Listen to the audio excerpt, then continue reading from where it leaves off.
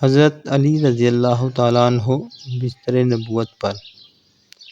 یہ بڑا ہی خوفناک اور بڑے سخت خطرے کا موقع تھا۔ حضرت علی رضی اللہ تعالیٰ عنہ کو معلوم تھا کہ کفار مکہ حضور صلی اللہ علیہ وآلہ وسلم کے قتل کا ارادہ کر چکے ہیں، مگر حضور اقدس صلی اللہ علیہ وآلہ وسلم کے اس فرمان سے کہ تم قریش کی ساری امانتیں لٹا کر مدینہ چلے آنا، حضرت علی رضی اللہ تعالیٰ عنہ کو یقین کامل تھا کہ میں زندہ رہوں گا اور مدینہ پہنچوں گا۔ اس لیے رسول اللہ صلی اللہ علیہ وآلہ وسلم کا بستر، جو آج کانٹوں کا بچھونا تھا، حضرت علی رضی اللہ تعالیٰ عنہ کے لیے پھولوں کی سیج بن گیا، اور آپ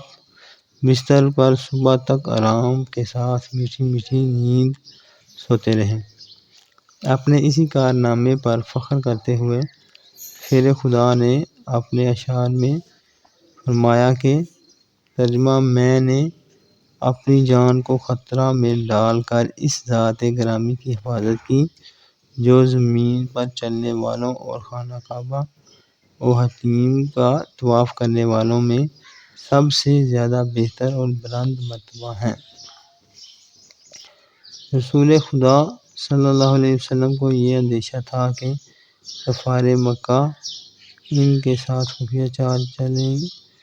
چل جائیں گے، مگر خداوند مہربان نے ان کو کافروں کی خفیہ چال سے بچا لیا۔